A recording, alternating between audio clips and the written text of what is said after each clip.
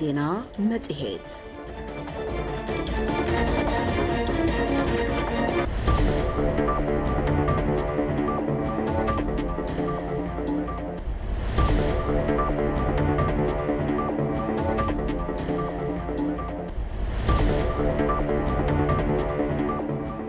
سلام تعنا هبلنا كرات المسي فنوميتنا 4.4 راديو اف ام مقله علتاو زينا مصيحتنا فليمل زينا مصيحتنا حصرتن بزرزرنا 4 زيناتاتن زينا سبورتن زكاتوتيم كخونو كساب مزام زينا مصيحتنا حبيركمنا نخصنحو دما كاب اغا نقدم زلنا كيران صقاي ميري دموز بمداي تكنيك دما لؤل اورانه بحدلنا فلما قندي ارئست زيناتات كنقدم ما سواتي استخفل لهم كلهم علاماتات تابع حتى سلازوداو نهلونا حدقان صلالينا يركبيلهم مختل بريزيدنت بيرو كلهم منجس تግራይ ايتا امانويل اسفا اب تግራይ بسنكي زقاطمه حصرت زناب لعلي 41 ورداتات 258 طابعاتن تግራይ بحدقا درقي كم استطقع كوميشن امرار حاسقات حدقان دلونتن تግራይ افليتو بعد شندا انت نخبر ارسنا كاب تقالعينت اتش اي في ديس كنكلخل يغبا كبلو اب بيرو طعنا تግራይ دايركتور مكلخلن مقصصارن اتش اي في ديس ايت فسا برهانه غليصو كاب زيناتات وصرما ايجنسي دحنت بحري عباي بريطانيا اب وشمت ايدن حنتي نداد حيزات قعد زنبرت مركب كم استچويت ارغاغيزو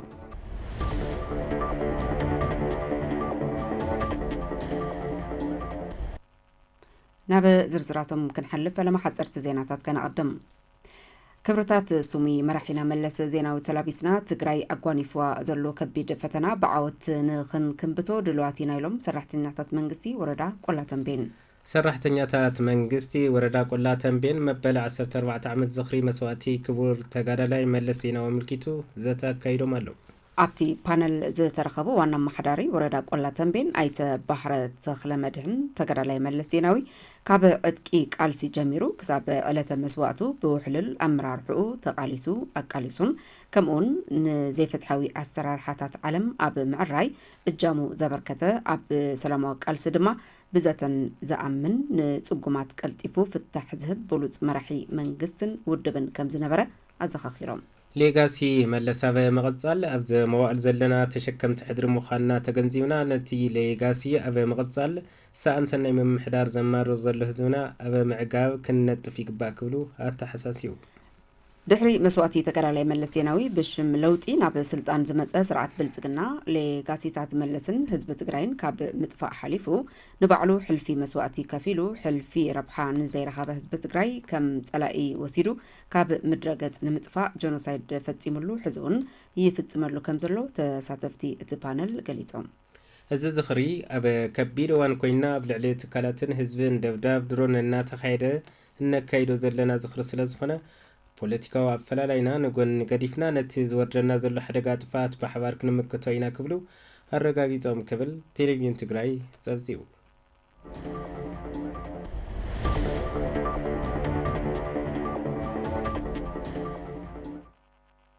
مسواتي كبور مرحينا تقالي ملس زيناو انت نذكر ناي علامات صنعاتو متكلاتو بالحن طبابن مرحينتو تخطيلنا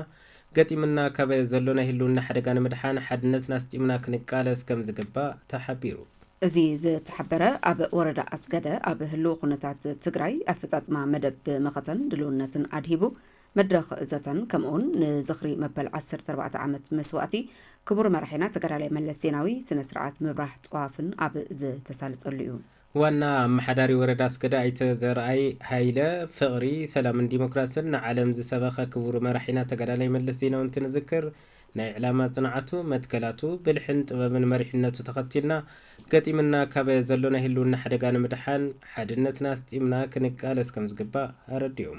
حزب تግራይ دلاي سلام نسلام زسبخن قدامنت يبو زسرحن يزبلو اتم امحداري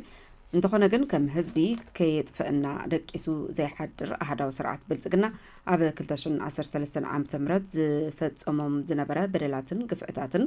መቀጸልታ ሕዙን ኣብ ዝተፈላለዩ ከባቢታት ትግራይ ኣብ ልዕሊ ሲቪላትን ሓይልታት ጸጥታ ትግራይን ደብዳባት ድሮን ይፍጽማሉ ኢሎም ስለዝኾነ ሃለዋትናን ድሕነትናን ንምርግጋዝ ተወዲብናን ሓድነት ፈጢርናን ካብ ምቅላስ ካልእ መማረፂ የለን ምስ በሉ ብፍላጥ ይኹን ብዘይፍላጥ አንጻር መኸተልውና ህዝቢ ትግራይ ተሰሊፍኩም መሳርሒ ጸላይ ኮይንኩም ተገልግሉ ዘለኹም ተጋሩ ብቢሮ ሰላም ጸጥታን ትግራይ ዘቕረበልኩም ጻውዒት ሰላም ተቐቢልኩም ናብ ንቡር ህይወትኩምን ክትምለሱ ህልውና ህዝቢ ትግራይ ንምርግጋዝ ኣብ ጎኒ ወገንኩም ተሰሊፍኩም እጃም ከተበርክቱ ይግባእ ክብሉ ኣይተ ዘርአይ ኣተሓሳሲቡ ተሳተፍቲ እቲ መድረኽ ብግድኦም ኣብ ልዕሊ ህዝቢ ትግራይ ኣጋጢሙ ዘሎ ናይ ህልውና ሓደጋ ንምምካት ጽኑዕ ዕላማን ብቑዕ መሪሕነትን ከም ዝሓትትን ወትሮ ድልውነትና ከነረጋግፅን ደጀንን ግንባርን ተዋዲዱ ክሰርሕን ከም ዘሎ ኣገንዚቦም ክብል ርክብን ሓበሬታን ወረዳ ኣስገደ ጸብጺቡ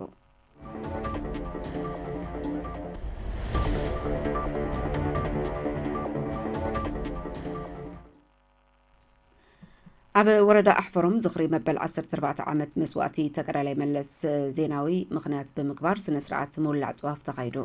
ኣብቲ ዝተኻየደ ስነ ስርዓት ምውላዕ ጥዋፍ ዝኽሪ መስዋእቲ ተጋዳላይ መለስ ዜናዊ ማእኸል መንግስቲ ሰራሕተኛ ወረዳ ኣሕፈሮም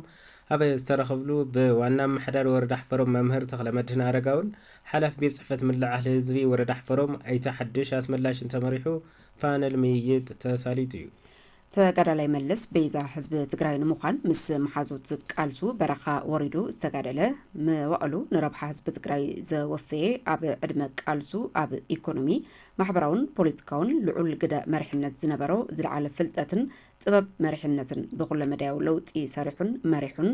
ዘርአየ ብሉፅ መራሒ ምንባሩ ተገሊጹ እዩ ብመንገዲ መትከል ህዝባውነቱ ህዝቢ ካሕልፈሉ መሰረታዊ ረብሓታት ህዝቢ ኣድሂቡ ብምቅላስን ብምምራሕን ጥበብ መሪሕነቱን ዓዱን ንህዝቡን ዘርአየ ጅግና መንባሩ ኣብቲ መድረኽ ብተሳተፍትን መራሕቲ መድረኽን ቀሪቡ እዩ ተጋዳላይ መለስ ኣብ ማዕርነት ደቂ ኣንስትዮ ዝኣምን ኣሚኑ ድማ ብተግባር ክረጋገጽ ዝሰርሐ ኣዶ ህይወትን ሃበት ህይወት ክስእን የብላን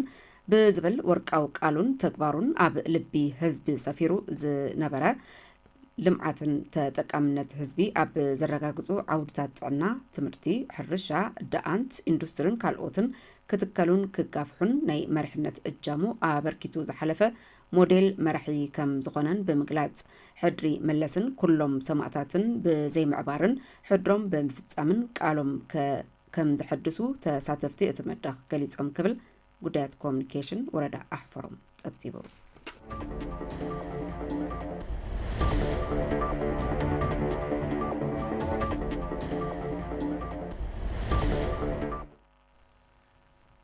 በዓል ኣሸንዳ ሃይማኖታዊ ትውፊቱን ባህላዊ ልምዱን ብዝዓቀበ ኣገባብ ከም ዝኽበር ቤት ጽሕፈት ሃገረ ስብከት ቤተ ክህነት ዞባ መቐለ ኣፍሊጡ በዓል ኣሸንዳ ንኽብሪ ድንግል ማርያም ብዝተዳለወ መርሓ ግብሪ መዝሙር ስብከትን ሓዊሱ እቲ በዓል ሃይማኖታዊ መልእኽቱ ከይሰኣንን ባህላዊ ልምዱ ብምዕቃብን ከም ዝኽበር ኣብ ቤተ ጽሕፈት ሃገረ ስብከት ቤተ ክህነት ዞባ መቐለ ሓላፊ ክፍሊ ቤት ትምህርቲ ሰንበት መጋቢ ኣእላፍ ታምራት ታደሰ ገሊጾም ኣሸንዳ ንኽብሪ ድንግል ማርያም ዝኽበር በዓል ብምዃኑ እቲ በዓል ካብ መንፈሳዊ ትሕዝቱን ትውፊቱን ብዝዓቀበ መልክዑ ክኽበር ከም ዝግባእ ኣመልኪቶም ብመሰረት መደብ እቲ ኮሚቴ በዓል ኣሸንዳ ዕለት 16-17 ነሓሰ 2018 ዓ.ም ኣብ ቀጽሪ ቤተ ክርስቲያን ደብረ ገነት መድሄና ዓለምን ቅድስት ኺዳነ ምህረትን ንኽልተ መዓልታት ኣብ ዝዳሎ መርሃ ግብሪ ኣመንቲ ኣብቲ ቦታ ተረኺበን ክሳተፋ ጻውዒት ኣቕሪቦም ኣተሓባባሪት ኮሚቴ ምድላው በዓል ኣሸንዳ ወይዘሪት ራሄል ግደይ ኣዋልድ ኣብ ምኽባር እቲ በዓል ክመጻእ ከለዋ እውን ንኣሸንዳ ዝውክሉ ባህላዊ ኣልባሳትን መጋየፅታትን ገይረን ክመጻእ ከም ዝግባእ ኣፍሊጣ እዚ ድማ ነቲ ባህላዊ መንነትን ክብርን ኣሸንዳ ንምሕላው ዝሕግዝ ምዃኑ ሓቢራ ኣባላት ቤተ ትምህርቲ ሰንበት ምስ ቤተ ጽሕፈት ሃገረ ስብከት ቤተ ክህነት ዞባ መቐለ ብምትሕባር ካብ 2011 ዓ.ም ጀሚሮም በዓል ኣሸንዳ ብመዝሙርን መንፈሳዊ ትውፊትን ክኽበር ክገብሩ ከም ዝጸንሑ እውን እቲ ኮሚቴ ኣረዲኡ ክብል ቴሌቪዥን ትግራይ ጸብጺቡ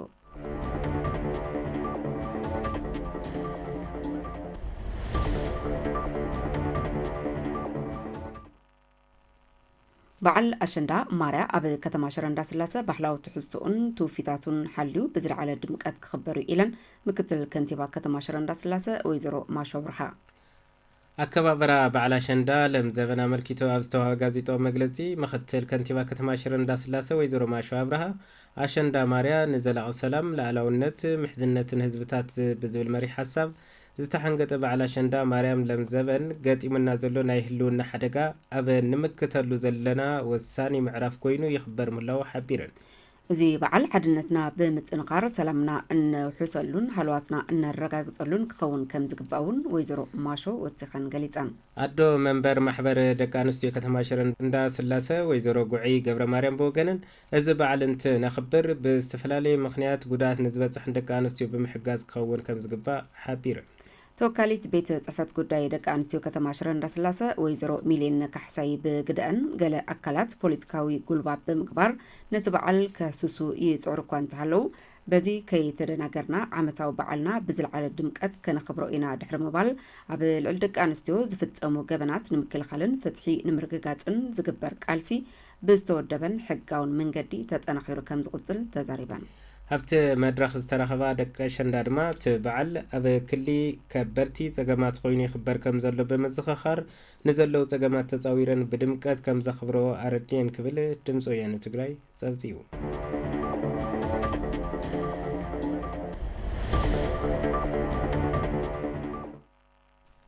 በዓል አሸንዳ ኣብ ወፃኢ ዓዲ ብዝነብሩ ተጋሩ ብዝተፈላለዩ ምድላዋት ንምኽባር ቅድመ ምድላዋት ከም ዝተወገኑ ተገሊጹ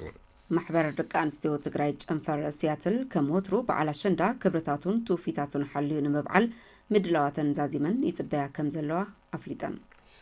ቀዳም 16 ነሓሰ ኣብ ጥቓ ትግራይ ኮሚኒቲ ኣብ ዝርከብ ፕራት ፓርክ ብዝተፈላለዩ ምድላዋት ተጸንቢሉ ከም ዝኽበር ድማ ተሓቢሩ እዚ በዓል ክብርታት መንነት ባህልን ትግራይ ንማሕበረሰብ ዓለም ዝላለየሉን ህዝብና ንንባዕሉ ሓድነቱ ዘስጥመሉን ዓብይ በዓል እዩ ዝበለት እታ ማሕበር ደቂ ኣንስትዮ ትግራይ ሲያትል ኩሉ ኣብቲ ቦታ ተረኺቡ በዓል አሸንዳ ብድምቀት ከብዕል ትፅቢት ዝግበር ምዃኑ ገሊጻ እያ እታ ማሕበር ኣብቲ ዕለት ንምሸቱ እውን ኣብ ኮሚኒቲ ሴንተር ፊሊፒኖ ምስ ከየንቲ ፍሉይ ናይ አሸንዳ ምድላው ከም ዘሎ ማሕበር ደቂ ኣንስትዮ ትግራይ ጨንፈር ሲያትል ኣመላኺታ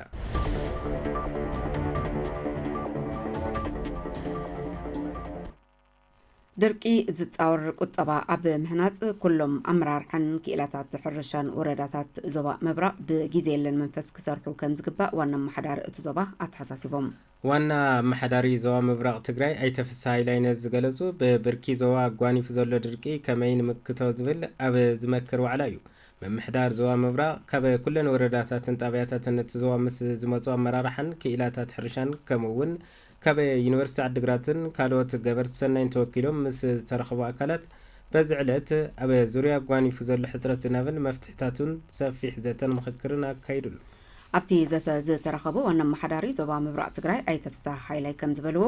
ትግራይ ኣብዚ ሕዚ እዋን ምቅርራብ ወራር ፀላእን ድርቅን ኣብ ቅድሚታ ፈታናይ መድረኽ ኮይኑ መፂሎ ድሕሪ ምባል እዞም ፈተናታት መላእ ህዝብና መሪሕነትናን ክኢላታት ሕርሻን ኣነቃኒቕና ብምንቅስቃስ ክንሰግሮ ኢና ኢሎም ዘዝ ነጠበት ዝናብ ብምዕቃብን መማረፂ ማይ ኣብ ዘለዎ ከባቢ ድማ ደጋፋይ መስኖ ብምጥቃም መፍራይነት ሕርሻ ንሓደጋ ብዘጋልፅ መንገዲ ከይንኪ ክንሰርሕ ኣለና ዝበሉ ኣይተፍስሓ ብስንፍናናን ብሃየ ተለየን መሪሕነትን ክኢላታት ሕርሻን ህይወት ሰብን ጥሪትን ከይጠፍእ ልዑል ትኹረት ሂብና ክንሰርሕ ኢና ክብሉ ድማ ገሊፆም እዮም ምክትል ዋና ኣመሓዳርን ሓላፊ መምርሒ ዘፈር ቁጠባን ዞባ ምብራቅ ኣይተ ሃይላይ ገብረ ማርያም ከም ዝበለው ድማ እቲ ዘጓንፍ ዘሎ ሕፅረት ማይ ውሽጣዊ ፀጋታት ከባቢና ተጠቂምና ንምፍታሕ ይስራሕ ወላ እንተሃለወ እቲ ሓደጋ ጉድኣቱ ከየመዝን ግን ኣብ ህይወት ኣድሕን ስራሕቲ ዝነጥፉ ኣካላት ነቲ ኩነታት ልዑል ኣቓልቦ ክህልዎም ፀዊዖም ብፍላይ ምስ ዓፋር ዝዳወባ ወረዳታት ዝራ ወንበርታ ጻዕዳ እምባ ኣፅቢ ሰውሓ ሳዕስዒን ይሮብን ከምኡውን ወረዳታት ኩለመኽዳን ጋንታ ፈሹምን ፍሉይ ክትትልን ደገፍን የድልየን ዝበሉ ኣይታይላይ ብሰንኪ ሓሳኻ ባልዕ ኩችኔል ዝጠፍእ ዘሎ ተኽሊ በለስ ንምሕዋይን ደጊምካ ንምትካልን ድማ ከም ሓደ ቁልፊ መደብ ጌርካ ክስርሕሉ ከም ዝግባእ ኣገንዚቦም ተሳተፍቲ እቲ መድረኽ ብወገኖም ኣመራርሓ ወረዳን ሕርሻን ኣብ ዝሓበዎ ርእቶ ድማ ካብቲ ዋዕላ ዝረኸቦ ጠቓሚ ሓበሬታን ልምድን ንምድሓን ህይወት ወገኖም ከም ዘውዕልዎ ኣረጋጊጾም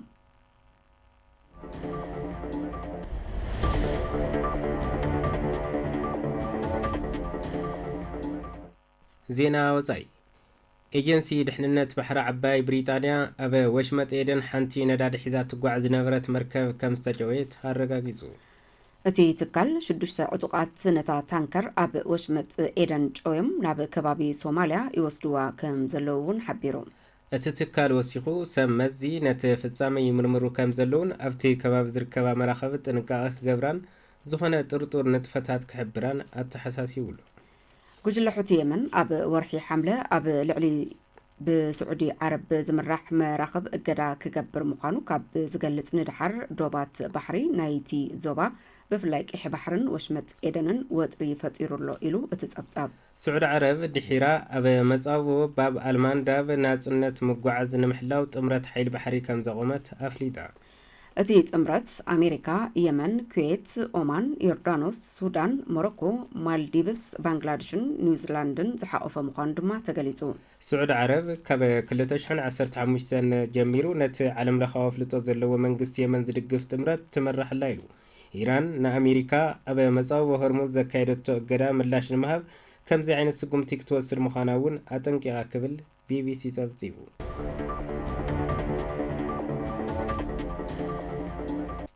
መስዋዕቲ ዝተኸፈለሎም ኩሎም ዕላማታት ኣብ ሕቶ ስለ ዝወደቑ ናይ ህልውና ሓደጋ እንጸላልዩና ይርከብ ኢሎም ምኽትል ፕሬዚደንት ብሔራዊ ክልላዊ መንግስቲ ትግራይ ኣይተ ኣማኑኤል ኣሰፋ። ኣይተ ኣማኑኤል ነዚ ዝበሉ ብምትሕብባር ኣካዳሚ ኣመራርሓ መለስ ዜናዊ ኮሚሽን ሓርበኛታት ትግራይን ድምፂ ወያነ ትግራይን ኣብ ዝተሰናደአ መበል 14 ዓመት ዝኽሪ መስዋዕቲ ተጋዳላይ መለስ ዜናዊ ምኽንያት ብምግባር ኣብ ዝተሳለጠ ፓነል ዘተዩ መሳርሕትና ኪዳነ ጸጋይ ዝርዝር ዜና ኣሰናዲሉ። እቲ ብምትሕብባር ኣካዳሚ ኣመራርሓ መለስ ዜናዊ ኮሚሽን ሓርበኛታት ትግራይን ድምፂ ወያነ ትግራይ ናብ ዝተሰነደ መበል 14 ዓመት ዝኽሪ መስዋዕቲ ተጋዳላይ መለስ ዜናዊ ምኽንያት ብምግባር ኣብ ዝተሳለጠ ፓነል ተረኺቦም መልእኽቲ ዘሕለፉ ምኽትል ፕሬዚደንት ብሔራዊ ክልላዊ መንግስቲ ትግራይ ኣይተ ኣማኑኤል ኣሰፋ ዝኽሪ መስዋዕቲ ተጋዳላይ መለስ ዜናዊ ዝኽሪ ኩሎም ጀጋኑ ሰማዕታት ትግራይ ምስ በሉ መስዋዕቲ ተጋዳላይ መለስ ዜናዊ ንዝክር ኩል ግዜ ሓድሽ ነገር ከም ዘጋጥምን ኣብ ዝሓለፉ እዋናት ዝኽሪ መስዋዕቲ ብሉፅ መራሒና ተኣኻኺብና ንምዝካር ዕድል ዝሰኣናሉ ቅልዕ ፅንተታዊ ወራር ኣብ ልዕሊና ዝተኣወጀሉ ምንባሩን ብምዝኽኻር ሕዚ እውን እንተኾነ ዳግማይ ፅንተት ክንምክት ኩለ መዳይ ፃዕርታት ኣብ እንገብረሉ እዋን ኮይና ነሳልጦ ዘለና መድረኽ እዩ ኢሎም እቲ ቀንዲ ምኽንያት ድማ መስዋዕቲ ዝተኸፈለሎም ኩሎም ዕላማታት ኣብ ሕቶ ስለ ዝወደቑ እዩ ክብሉ ተዛሪቦም። ሎም ዘበን ዝኽሪ መስዋዕቲ ተጋዳላይ መለስ ዜናዊ ብዝተፈለየ መንገዲ ኢና ነኽብሮ ዘለና። ተጋዳላይ መለስ ዜናዊ ካብ ዝስዋዕ ጀሚሩ በብዓመቱ ዝተፈለዩ ነገራት ኣለው፣ በብመዋእሉ ዝተፈለዩ ነገራት ኣለው። ከምዚ ተኣኻኺብና ንምኽባር ኣብ ዘይንኽእለሉ ብርኪ ዝበፅሕናሉ ግዜ እውን ነይሩ። ድሕሪ እቲ ግዜ ድሕሪ ስምምዕ ፕሪቶርያ ሕዚ ዘለናሉ ኩነታት እውን ንባዕሉ ዝተፈለየ ባህሪ ኣለዎ። መስዋዕቲ ዝኽሪ ተጋዳላይ መለስ ዜናዊ ዝኽሪ መስዋዕቲ ኩሎም ብፆት እዩ። ዝኽሪ ቃልሲ ዓወት ህዝቢ ትግራይ እዩ። ኣብ ዘመን እዚ መስዋዕቲ ዝተኸፈለሉ ቃልሲ ዝተኻየደሉ ሕቶታት ህዝቢ ትግራይ ኣብ ሓደጋ ወዲቑ ኣሎ። ህላወ ልኡላውነት ድሕንነት መሰል ዓርሰ ውሳነ ህዝቢ ትግራይ ዳግም ሕቶ ኮይኑ ኣብ ሓደጋ ወዲቑ ኣሎ። ትኩረት እንገብረሉ ጉዳይ ከዓ ኣብዚ ሕዚ ዘለናሉ ኩነታት ዝኒሄ ናይ ትግራይ ጉዳይ ይኸውን። ኣብዚ ፎከስ ጌርና ሓቢርና ተዛቲና መፍትሕታት እንተቐሚጥና ክንሰግር ንኽእል ኢና። ፕሬዚደንት ኣካዳሚ ኣመራርሓ መለስ ዜናዊ ፕሮፌሰር ክንፈ ኣብርሃ በወገኖም መበል 14 ዓመት ዝኽሪ ተጋዳላይ መለስ ዜናዊ እንትንዝክር ተሞክሮታት ብሉፅ መራሒና ቀሲምና ካበይ መፂና ናበይ ከም እንምርሕ ኣንፈት ንምቕማጥ ዝሕግዝ ኢሎም ተጋዳላይ መለስ ዜናዊ ዘይድገም ብሉፅ መራሒ እኳ እንተኾነ ብሉፃት ተሞክሮታት ወሲድና መዋፅኦ ነዚ ገጢምና ዘሎ ፈተና ምብልሓት ግና ኣየፀግመናን ክብሉ ገሊፆም ዝኽሪ መለስ ዝሓለፉ 13 ዓመታት ብዝተፈላለዩ ምድላዋትን ነንመዋእሉ ዝምጥኑ መሪ ሓሳባትን እናተሳለጠ ፀኒሑ እዩ። እዚ ናይ ሎሚ ዝኽርና ካበይ ከም ዝመፃና ሕሉፍና ርእዩ። ሕዚ ዘለናሉ ኩነታት ክነመዓራሪ መልክዕ ክነትሕዝን ሓጊዙ ካብ ኩሉ ንላዕሊ ግን ናበይ ገፅና ንኸድ ከም ዘለና ወይ እውን ናበይ ገፅና ክንከይድ ከም ዝግብአና ካብ ክብርታትን ኣስተምህሮታትን ሓፈሻዊ ኣካይዳታትን መለስ ተማሂርና ጉዕዞና ዕውት ንክኸውን ይህን ሚህን እንበሃለሉ ናይ ዓውዲ ዘተ መድረኽ እዩ። ርግፅ እዩ ንመለስ ምድጋም ኣይከኣልን፣ ግን ፀገማት እንተጋጥሙ መለስ ዝህቦ ዝነበረ መልሲ ከም ዘለዎ እውን ዘይክንደግም ንኽእል። ግን ድማ መለስ ፀገማት እንተጋጥሙ ዝጥቀመሎም ዝነበረ ኣገባባት ኣመላልሳቶም ፀገማት ግን ንሕዚ ጥራሕ ዘይኮነስ ንቐፀልቲ መዋእላት እውን ክንጥቀመሎም ክነማዕብሎምን ዝግበአና እዩ ተጋዳላይ መለስ ዜናዊ ህዝቢ ትግራይን መላእ ህዝብታት ኢትዮጵያን ካበያ ድኽነት ንኽወፁ ቀትርን ለይትን ዝሰርሕ ምንባሩ ዝገለጸ ድማ ሓላፊ መምሕዳር ሓይሊ ሰብ ሰራዊት ትግራይ ተጋዳላይ ገብረ ጻድቃን ገብረ ዓዴት እዩ መለስ ክሳዕ ዕለተ ህይወቱ ክሳዕተ ሕልፈት ህይወቱ ብዛዕባ ህዝቢ ዘውግል ንሱ ነዊሕ ዓመት ተቐመጡ ገባር ተረኺቡ ናቱ ሹፌር ተረኺቡ ቀዳማይ ሕቱ ኣዝመራኸበ እዩ ስለዚ መለስ ህዝባዊ ግን ትብል ዕድመ ልክዑን ህዝቢ ዝሃበ ናይማን ድኽነት ዝኣከል ዓብዪ ፀገም ሒዝካ ክትኮርዕ ኣይትኽእልን ካብ ኩሉ ላዕሊ ክድቃለሰሉ ዝግበአና እዚ ህዝቢ እዚ 3,000 መሊኡ ንክሓድር ሓንቲ ጀዲድ ዝኸደና ዝነበረ ናብ 2-3 ንኽትቅየር ኢሉ መዋእሉ ዝሃበ ውፊይ ስለ ዝኾነ እዩ ኣስተምህሮ መለስ ፈፂሙ ዝርሳሕ ኣይኮነን ንብሉ ኣብ ትግራይ ብሰንኪ ዘጋጠመ ሕፅረት ዝናብ ልዕሊ 41 ወረዳታትን 258 ጣብያታትን ትግራይ ብሓደጋ ድርቂ ከም ዝተጠቕዓ ኮሚሽን ኣመራርሓ ስጋት ሓደጋን ድልውነትን ትግራይ ኣፍሊጡ እቲ ኮሚሽን ነዚ ዘፍለጠ ኣብ ህልው ኩነታት ትግራይ ኣጋጢሙ ዘሎ ሓደጋ ድርቅን ኣድሂቡ ንሚድያታት ኣብ ዝሃቦ መብርሂ እዩ ገብረ ዳንኤል ብሰንኪ ኣብ ትግራይ ዘጋጠመ ሕፅረት ዝናብን እሊነን ኣብ ብርክት ዝበለ ከባብታት ትግራይ ሓያል ድርቂ ከም ዘጋጠመን ብፍላይ ድማ ብዝተገበረ መጽናዕታዊ ኣብ 5 ዞባታትን 41 ወረዳታትን 258 ጣብያታትን ትግራይ ኣብ ልዕሊ ሰብን እንስሳን ከቢድ ሓደጋ ድርቂ ከም ዘስዓበ ምክትል ኮሚሽን ኣመራርሓ ስጋት ሓደጋን ድልውነትን ትግራይ ዳይሬክተሬት ኣይተገረ እግዚአብሔር ኣረጋው ሓቢሮም ብላይቲ ዝሕዚ እዋን ዳርጋ ፍርቂ ናሓሰ ኢና ዘለና ሕዚ ፍርቂ ናሓሰ ከዓ ብላይቲ ስሩዕ ክረምቲ ዝበሃልናና ዳርጋ ብኣበረጅ ካብ ፍርቂ ሰነ ክሽካብ ፍርቂ መስከረም ዘሎ ሶ ሕዚ ዳርጋ ክረምቲ ስሩዕ ክረምቲ ዝበሃል መደበኛ ክረምቲ ዝበሃል ስናተወደ እዩ ማለት ፍርቂ ናሓሰ ኣለና ማለት ስሩዕ ሰማይ ትኾኑ እዩ ንሪኢ ኣለና ትትንበያ እውን እዚ ዝበሃል መሰረታዊ ለውጢ ነገር ይብሉ ስለዚ መሰረት ጌርካ ብላይቲ ከባቢና ክሳብ ሕዚ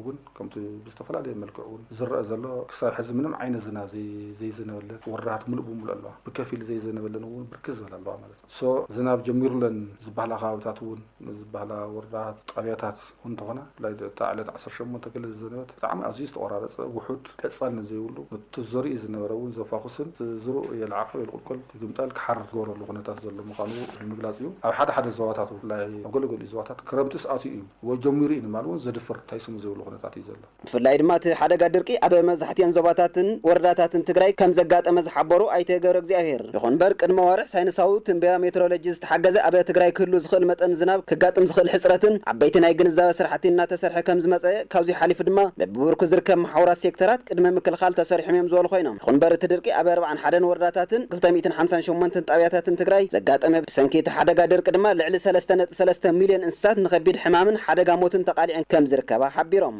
ኣብዚ ዝርዝር ብብዋኑ ናይ ሳተላይት ብብዋኑ ዘለና ስጦም ክትትል መሰረት ጌርካ ክረአ ከሎ ክሳብ ሕዚ ኣብተን 5 ዞባታት ውሽጢ ልዕሊ 41 ወረዳት ልዕሊ 258 ጣብያታት ብጣዕሚ ከቢድ ናይ ጠሊ ሕፅረት ገጢሞን ዘሎ እዩ ሴቨር ኤንድ ኤክስትሪም ሴቨር ዝበሃል ዘለዎ ኣብዚ ምንም ዘይዘነበለን ኣለዋ ፈፂሙ ዝናብ ዘይዘነበላ ሶ እዚ ከቢድ ሓመድ እዩ ዘሎ ሕዚ ይብንቶም ቅድም ኢሎም ተዘሪኦም ዝነበሩ ናይ ኣዝመራ ዘራእቲ ካልኦት እንቶም ናይ ፅድያ ዘራእቲ ሕዚ ገሊኦም ሓሪሮም ከፍቲ ዝኣትያ ኣሎ ኩነታት ዘሎ ገሊኦም ከዓ ምንም ተይወፅፉ ኢሉ ኣለዉ ተሪፎም ስኢሉ ሕርዝ ዝኾነ ተን ብተነፃፃሪ ሕዚ እውን ዘንጊዑ ከም ዝኣተወን ቀልጢፉ ከም ዝወፅእ እንትክረምቲ ወይ ዘተንብዩ ንሪኦ እውን ኣለና ተነፃፃሪ ግን ሕዝቢ ዘሎ ክትትል ፅቡቅ ክረማት ወይ ከዓ ፅቡቅ ዝናብ ኣለዎን ዝበሃላ ጣብያታት ካብ 45 ኩችስ ዳርጋ 23 ሚእታዊ ካሊእ ግን ኣብ ከቢድ ሓደጋ እዩ ዘሎ ኣብ መወዳእታ ተጋጢሙ ዘሎ ሓደጋ ድርቂ ንምቕናስ ብዘላቕነቱን ዝሕሸ ስራሕ ንምስራሕ በብብርኩ ዝርከብ ሰብ ሞያ ይኹን ካልኦት መዳረግቲ ኣካላት ገበርቲ ሰናይ ኣድላይ ዘበለ ድጋፍ ክገብሩን እጃሞም ክፍፅሙ ድማ ኣይተገብረ እግዚአብሔር ፀዊዖም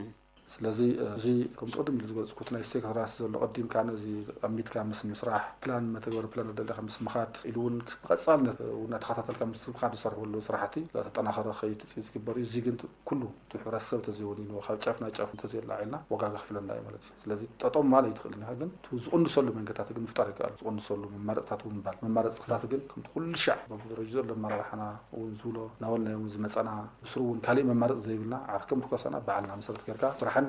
ጥራሕ ማእከል ጌርካ ዝፍታሕ ክኸውን እዩ ማለት ስለዚ ሕዚ ገጢሙና ዘሎ ኣዝዩ ከቢድን ዝተሓላለኸን ፀገማት ብኣዝዩ ዝተሓተ ጉድኣት ብምቕናስን ድማ ግድን ብዘይ ዋዕላ ሕደር ክንገብሮም ዝግቡኡና ነገራት ክህሉ እዮም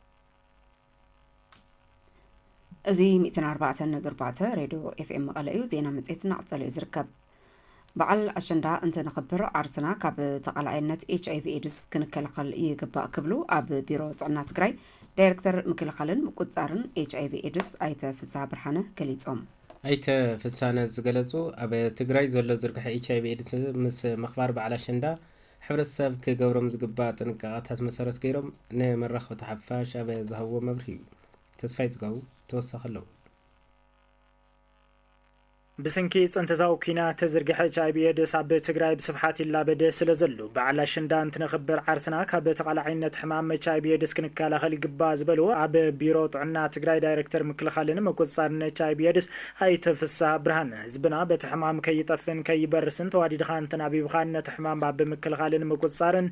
ምስራሕ ከም ዘድሊ ገሊጾም። ዓመት አሸንዳ ትኽበር ተሎ ኣብ ምክልኻል HIV ዙርያ እውን ሰርሕና ፈለማ ግን መጀመርያ ንመላእ እምነት ኦርቶዶክስ ተዋህዶን ደቂ አሸንዳ ጓን በዓል አሸንዳ ብፅሕ ክንክብል ይደሊ ማለት ለዚ ናይ ለዘን አሸንዳ ክነኽብር ከም ቢሮ ጥዕና ዚና ዘለና ቴማታዩ በዓል አሸንዳ እንዳኽበርና ራእይና ንኽሰምር ዓርስና ካብ HIV ተቓላዕነት ከላኸል ብዝብል ቴማ ኢና ንጅምሮ ዘለና። ስለዚ ከምቲ ንፈልጦ ኣብ ትግራይ ብዘጋጠመ ጄኖሳይዳዊ ኩናት ዝርግሐ HIV ካብቲ ዝነበሮ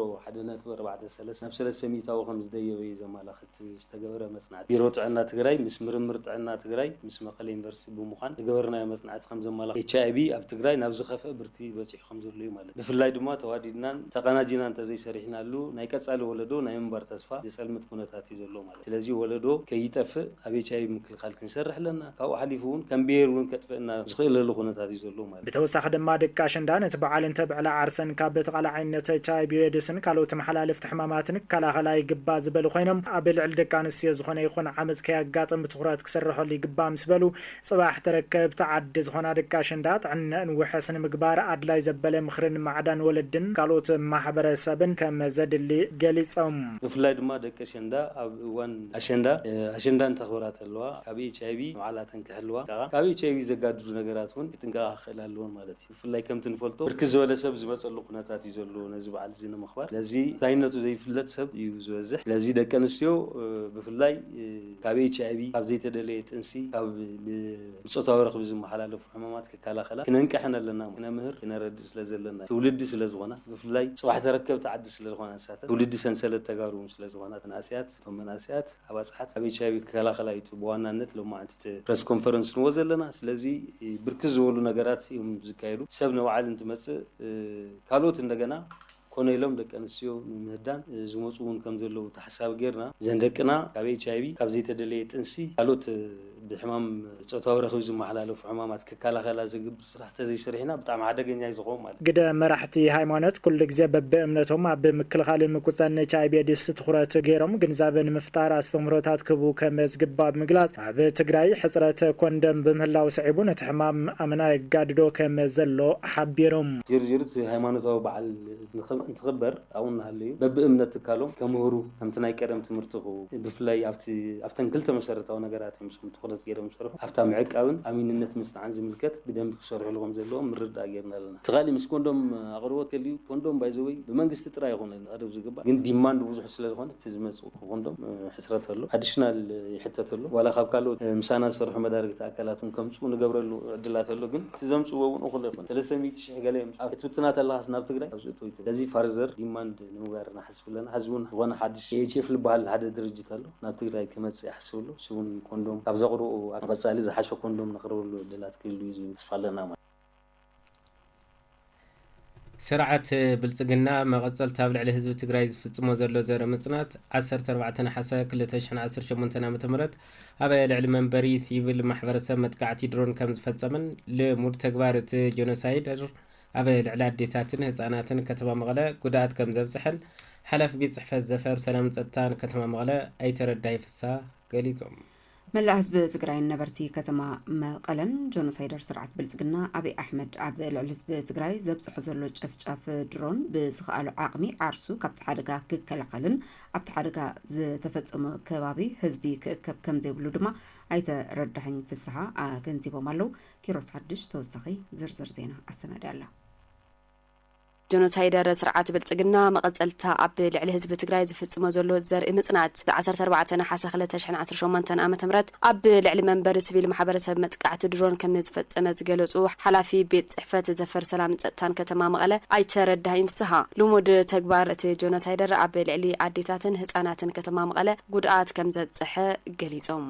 نزول كيالو معلت 14 نحاسة أو كاب ساعة 5 قطري زخون أو كتمانا مغلا أو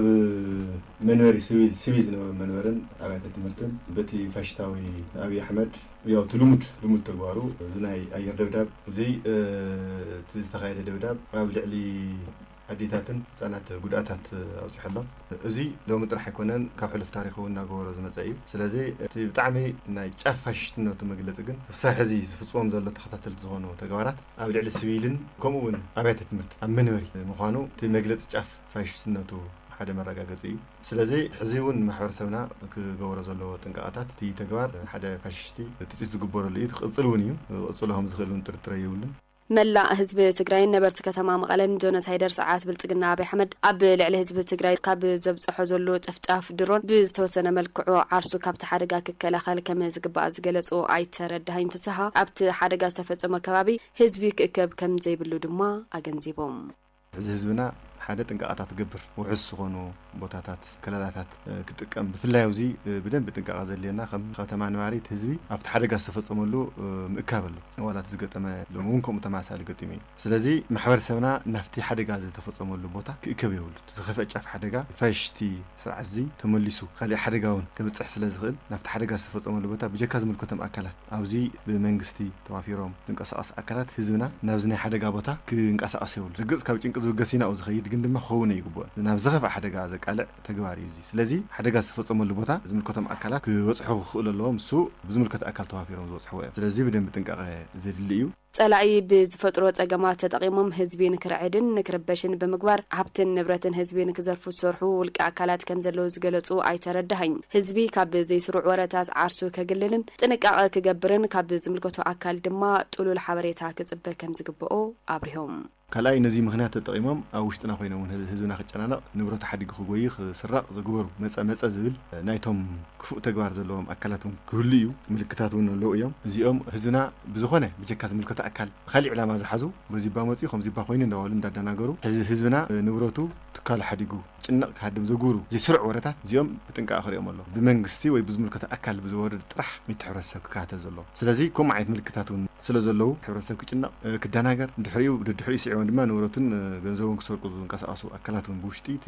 በተሓደገጽ ረብሓኦም ከራጋፁ ዘርኢ በተሓደገጹን ፖለቲካል እኽ ዘለዎም ኣካላት ነዚኦም ብጥንቃቐ ደንቢ ክሪኦም ኣለዎ ህዝብና ካብ ዝምልከት ኣካል ሓበሬታ ክረክብ ክጽበ ኣለዎ ኣብ ከምዚ ምድንጋር ዝኣቱ ኣካላት እውን ቀልጢፉ ጥቆማ ክህብ ኣለዎ ፋሽስት ስርዓት ብልጽግና ኣብ ልዕሊ ህዝቢ ትግራይ ኩሉ ዓይነት ጫፍጫፋት ከብጽሕ ከም ዝኽእል ዝገለጹ ኣይተረዳሂም ፍስሓ ህዝቢ ኣብ ልዕሊኡ ክበጽሑ ካብ ዝኽእሉ ሓደጋታት ዓርሱ ክከላኸልን ብሄራዊ ክልላዊ መንግስቲ ትግራይ ብዝገብሮ ጻውዒት ድማ ውሑስ ኣብ ዝኾኑ ቦታታት ድሕንነቱ ክሕሉ ተላብዮም بتماثالي أفتي مكلخال نزي تحساب قبل مكلخال بخاوي استفوليو نهزنا كلا لا خون زخلو كابتاتون زي فاش سرع زي كجورة يخلنا خلوخ جورة يخلنا جميتنا منجستي ويكعد من كتأكل بس جورة لتصاوعت نفتهم كابتات ناي مكلخال كابتات تحنا تزحلو لهم كابتات بس من كتأكل بخاوي زلوا محاور بزموت تصاوعت كلا لا خون ونازخلو بوتاتات وحسنا وزخون بوتاتات وحسنته كحلو دحنته كحلو زي من كتأكل مدوحيزو يصرح له اللي لم زبن زغبر بعلى شندا كبرتاتن توفيتاتن نبر مرحنا ملس زيناو بمعقابن بحل تግራይ ናብ ወለዶ ኣብ ምስግጋርን ግደ ደቂ ኣንስትዮ ትግራይ ዝለዓለ ይክብሉ ዋና ማሕዳሪ ክፍለ ከተማ ዓይደር ኣይተ ሃፍቶም ወሬታ ሓቢሮም ኣይተ ሃፍቶም ነዝበሉ መበል 14 ዓመት ዝኽሪ መስዋዕቲ ነበር መራሒና ተጋዳላይ መለስ ዜናውን ኣከባብራ በዓል ኣሸንዳ 2018 ዓመተ ምህረትን ትኹረት ብምግባር ምስ ደቂ ኣንስትዮ ክፍለ ከተማ ዓይደር ኣብ ዝተዳለወ መድረኽ ዘተ እዩ ሜሪ ዶሞዝ መግለጺ መንነት ህዝቢ ትግራይ ዝኾነ በዓል ኣሸንዳ ኣብ ሕሉፋት እዋናት ህዝብና ኣብ ከበድቲ ኩነታት ኮይኑ በዓሉ ብዝግባእ ይኽበር ነይሩ ዝበሉ ዋና ኣመሓዳሪ ክፍለ ከተማ ዓይደር ኣይተ ሃፍቶም ወሬታ ሎሚ እውን ከም ህዝቢ ኣብ ኣዝዩ ከቢድ ኩነታት ኮይና ታሪኽ ባህልን መንነትን ህዝብና ኣብ ምኽባርን ምዕቃብን ደቂ ሸንዳ ግደአን ከንብራ ይግባእ ኢሎም ደስ ኢሉና ኩሉ ነገር ረሃዋ ኮይኑ ዝግዜ እዚ ክንጭፍር ክንስዕስዕ መልክዕ ስለ ዘለዎ ይኹን እምበር ናይ ነዊ በዓል ኣሸንዳ እውን ክንሕልፍ እንተለና ፍጹም أو زخونة تكون بإشتي برهان شاف أو استرخبتها أنفت ونتكون من النتنا نحلنا ما أين قدرني لنا إن نخبر زلنا نقول أكلات أبتعمي زسقم زخينا تم يركب على شندا يخبر يقول كابزولون صغيرو تسلامي فوق تعال زي نايس على حساو تدميرو بسلمات تحلف وزح وسواس كايد يزل مع أشندا كل نجار معنا لخبرتات ملس حقيتنا على شندا نخبرون لنا ኣብ ትግራይ ተደራረብቲ ፀገማት ዋላ እኳ እንተሃለዉ ኣብ ክልል ፀገማት ኮይና ባህላውን ሃይማኖታውን መለለይ መንነትና ዝኾነ በዓል ኣሸንዳ ደሚቑ ንክኽበር እጃምና ከነበርክቲና ክብላ ሓላፊት ቤት ፅሕፈት ጉዳይ ደቂ ኣንስትዮን ኣዲ ወንበር ፎረም ደቂ ኣንስትዮን ክፍለ ከተማ ዓይደር ወይዘሮ ትቕደም ኣስመሮም ሓቢራን እቲ ዘሎ ኩነታት ስለዘይርድአና ወይ ከዓ እቲ ዝመፅእ ነገር ኣቕሊልና ስለዝረኣናዮ ኣይኮነን ግን ኣብቲ ዘሎ ፅንኩር ኩነታት ኮንካ እውን በዓልካ ክበዓል ስለዘለዎ ንሕና ተጋሩ ኣብ ዝኾነ ኩን እዋንን ኩነታትን ኮይና ባህልታትና ክብርታትና ዓቂብና ክንከይድ ኣለና ዝብል ካብ ወለድና ሒዝናዮ ዝመፀና ኒሕወነ ናይ ቃልሲ ኣንፈት ስለዘለና ካብኡ ተበጊስና ኢና በዓልና ንብዕል ዘለና ኣመኻሪት ፖለቲካዊ ጉዳያት ኣመሓዳሪ ክፍለ ከተማ ዓይደር ወይዘሮ ካሕሳ ገብረመድህን ብወገነን በዓል ኣሸንዳ ብንቡር መልክዑ ንክኽበር ዳኣ እምበር ዘይንቡር ምንቅስቃሳትን ተግባራትን ክንፍፅም ኣይግባእን ብምባል ኣብ ልዕሊ ደቂ ኣንስትዮ ትግራይ ዝተፈፀመ ኩሉ ዓይነት ገበን ተሓታትነትን ፍትሕን ክረጋገፅ ብሕብረት ክንቃልስ ይግባእ ኢለን ፍትሒ ክነግስ ዝኽእል ብክዳን ኣይኮነን ፍትሒ ዝነግስ ፍትሓዊ ዝኾነ ቃልሲ እዩ ስለዚ ፍትሓዊ ከም ደቂ ኣንስትዮ ፍትሓዊ ዝኾነ ቃልሲ ኢና ክንገብር ዝግበአና ነዚ መሰረት ተገይሩ ግን ነሸንዳና ዘየለስም ንምሃብ ፍትሒ ክነንግሶ ንኽእል ብፀሊም ክዳን እዩ ተባሂሉ ዝግበር ዘሎ ግን ከም ውልቀ ይቅበሎን ማለት ቃልሲ እዩ ዘለኒ እምበር ባህለይን መንነተይን ዘይቅበሎ በዓል ኣሸንዳ ብፀሊም ተኸዲንካ ኣሸንዳ ክኽበር ኣለዎ ግን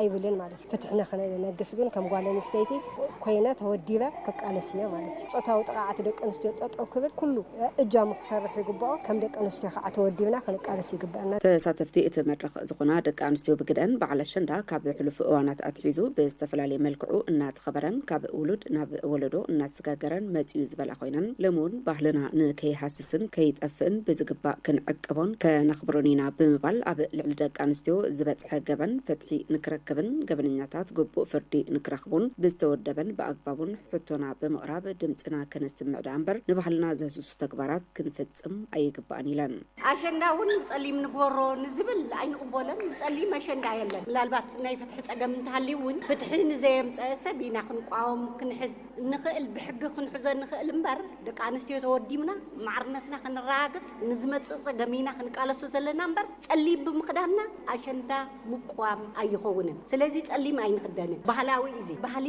ናይ ህዝቢ ትግራይ ኣነ ንእሽተይ እንዳሃለኹ ኣብ ገጠር ቀደም ማለት እዩ ቀደም ቅድሚ ምግዳለ ኣሸንዳ ጓል 10 ዓመት እንዳሃለኹ ምስ ዓባይ ሓፍተይ ኣሸንዳ ይበሃል ነሩ ገዛና ወድሰኒ ዝበሃል ብምዕራብ ኮሚና ንወፅእ ነርና ሕይ ኮነን ኣሸንዳ ተፈጢሩ ኣሸንዳና ተምሳሌት መንነትና እዩ ናይ ህዝቢ ትግራይ ኣሸንዳ ተምሳሌት መንነትና እዩ እዚ ክነውዕለ ከለና ሞቺና ተሓጒስና ይኮና ነውዕለ ዘለና ግን ድማ ንዓና ፀላእትና እውን ንዓና ከልምሱ ንዓና ከውድቁ ኣብ ዝተገበረ ነገራት ትንክፍ ንኽፍ እናበሉ ካልእ ነገር ይገብሩ ስለ ዘለዉ በዚ ክንስኮን ኣይግበአና ብጆኖሳይዳዊ ስርዓት ኣብዪ ኣሕመድ ኣብ ከተማ መቐለ ከባቢ ዳዕሮ ብዝተፈፀመ ደብዳብ ነፋሪ ትውግእ ወዲ 2 ዓመት ህፃን ዝርከቦም 13 ነበርቲ መጉዳእቲ ከም ዝበፅሖም ተገሊጹ እዚ ኣብ ልዕሊ ሲቪል ማሕበረሰብ ዝበፅሐ ደብዳብ መቐፀልታ እቲ ህዝቢ ትግራይ ንምፅናት ዝግበር ዘሎ ምዃኑ ድማ ግዳያት እቲ መጥቃዕቲ ገሊፆም ኣለዉ ብርሃነ ወልዳይ ጀኖሳይዳዊ ስርዓት ብልጽግና 14 ናሓሰ 2018 ዓመተ ምህረት ከባቢ ሰዓት 5 ረፋድ ኣብ ከተማ መቐለ ክፍለ ከተማ ሓወልቲ ጣብያ መመና ቀጠና 27 ኣብ ልዕሊ መንበሪ ኣባይቲ ብዝፈጸመ ደብዳብ ድሮን ኣብ ዝተፈላለየ ማሕበራዊ ምንቅስቃስ እናሃለዉ ከቢድ ኣካላዊ ጉድኣት ከም ዝበፅሖም ኣብ ሆስፒታል ዓይደር ሕክምናዊ ሓገዝ እናተገበረሎም ዝርከቡ ወገናት ገሊፆም መምህር ሰናይ ትበሃል ኣነ ገዛ እንዲ ነይረ ትምህርቲ ቤት የሰዲደያ ነይረ ላንጎጅ ትመሃር ማለት እዩ እንዳ ማርያም ፅዮን ዓዲሽ ምድሓን ሕጂ ኣብኡ እናተመሃረት ንጣሪ ይወዕወን أفتح أقرأ نهت أفتح سلفة. وإني على وجه عرفت نيرا نامت أنا جزانا وإني. هاي فقص بحر لا مريم عدش نحن سفر ممرة أمر وعينيرا رأسي إيدي إجري. متحابرين نرستات حندوتا كفل حكمنا ريفرال هوسبيتال عيدرة برهان هاي لمريم كم زبلوا بسنكتي دبداب درون قداس بصحن وجنات دل حكمنا وحاجة جبر لهم كم زلوا زحبروا خينا بتي زتفت أما دبداب درون أبد على هساون تندتاتن كبير أكلا مقداتي بصحي كم زلد ድማ አረድዮም ብርሃኑ ኃይለ ማርያም ይባል ኣብ ዓይደር መተሓበር ድንገተኛ ክፍሊ ናይ ነርስታት መተሓበር እስካብ ሕዚ ናይ መጀመርያ ሓገዝ እንዲና ጌርናሎም ስዒው ዝመጽእ ድሓር ፍጠር ነገር ገና ሓቢርና ንሪኦና ካብ ሕዚ ብህይወት ዝሓለፈ ተሓካሚ የብልና ነገር ግን ካብቶም ተጎዲኦም ዘለዉ ግን ኣብ ህፃውንቲ ለውና ክብድ ዘለ መጉዳእት ዘለዎ ኣብ ናይ ዓበይቲ እውን ሓንቲ ጓል ኣንስተይቲ ክብድ ዘለ ዘለዋ ማለት እዩ ብሰንኪ እቲ ስርዓት ብልጽግና ዝገበረ ደብዳብ ድሮን 13 ጉዳት ዝበጽሐ ወገናት ኣብ ሪፈራል ሆስፒታል ዓይደር ከም ዝርከቡ ዝገለጹ ኣይተ ብርሃነ ካብኣቶም ድማ እቶም 5 ህፃውንቲ ከም ዝኾኑ ድማ ሓቢሮም 13 ተሓከምቲ መጽኦምናዮም ካብቶም 13 ተሓከምቲ 5 ህፃውንቲ 2 ዓመት ዝርከቦም ኣለውና እቶም ዝተረፉ ደሞ 8 ዝኣኽሉ ካብ 18 ዓመት ብላዕሊ እዮም ማለት እዩ ዝተፈላለየ መጉዳእቲ እዩ ኣብ ርእሶም ዝተጎድኡ ኣለውና እግሪ ስብራት እውን ዝገጠሞም ኣለዉ ዝተፈላለየ ናይ ፍንጣር እውን መውቃዕቲ ዝበፅሖም ኣለውና ማለት እዩ ሰዓቱ ያው ከባቢ 5 እስካብ 5 ፈረቓና ከባቢ ለሎ ምምፃእ ጀሚሮም ማለት ብተመሳሳሊ ኣብቲ ደብዳብ ድሮን ዝተፈጸመሉ ቦታ ተረኺብና ዘዘራረብናዮም ወገናት ብግዶም እቲ መጥቃዕቲ ኣብ ልዕሊ ህይወት ደቂ ሰባት ካብ ዘብፅሐ ጉድኣት ብተወሳኺ ኣብ ልዕሊ ብርክት ዝበሉ መንበሪ ኣባይቲ እውን ከቢድ ዕንወት ከም ዘብፅሐ ሓቢሮም ኣብሊማና ገዛእና ጋጠመ ሃሪስና ነርና ትመጽአልና ሓስብናይ ተወቅዑ ቆልዑለን እዮም ኣሰቃቂ ነገር ተፈጢርና ኢሎም ማዕንቲ ገዛውቲ ኩሉ ወዲሙኒ ተረፈ ነገር የለ ቆልዑ መጫወቲ ና ድኳን ንዓዳጋ ነገር ናሰብ ለወዝሖ ምንም ነገር መንግስታዊ ትካል እውን ምንም የብሊ ንሕብረተሰብ እዚ እዚ እውን ዝልግበርለ ነገር ጠጠውተትል ሽሙ ዝፋና ሃይለት ክረስ ይበሃል ኣብ ገዛ ውሽጢ ይርአ ንብረት ካብ እግሪ ሻዕ ታሕቲ ዝካብ ለለ ብምሉእ እዩ ተጠቂዑ ብዛናዕና ህይወትና ድሓኒና ንብረትና ግን ከምታ ትርእይዎ ኣለኹም ከም ካሲርና ኢና ኒና ኣሕና ካሊእ እንደሊ ሰላም ጥራሕ ወሊድና ለይንሕጎሰሉ ግዜ እኒዮ ሰላም ኢና እንደሊ በቃ ኣረጋዊ ይበሃል ብዙሕ ገዛ ዝዓኒ እኒኦ ማለት እዩ 4 ገዛ ከም ዘሎ ዓኒ እኒኦ ምስትያት ትርእይዎ ኣለኹም ክሽሕሽሕ ኢሉ እኒኦ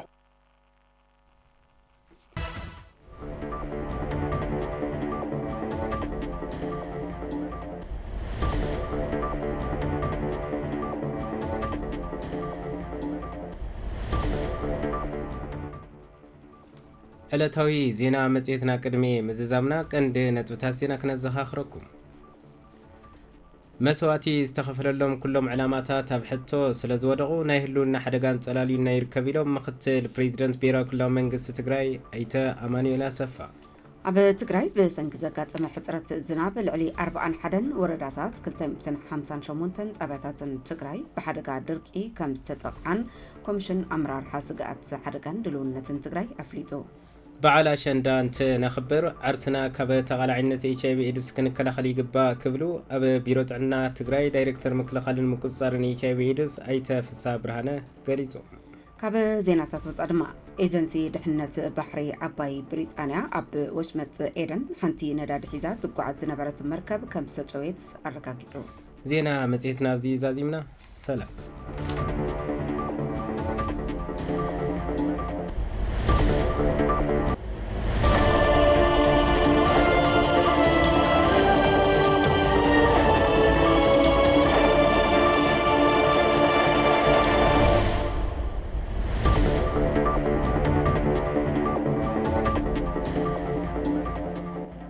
ዜና መጽሔት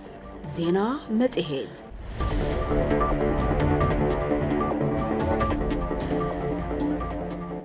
ዜና መጽሔት ዜና መጽሔት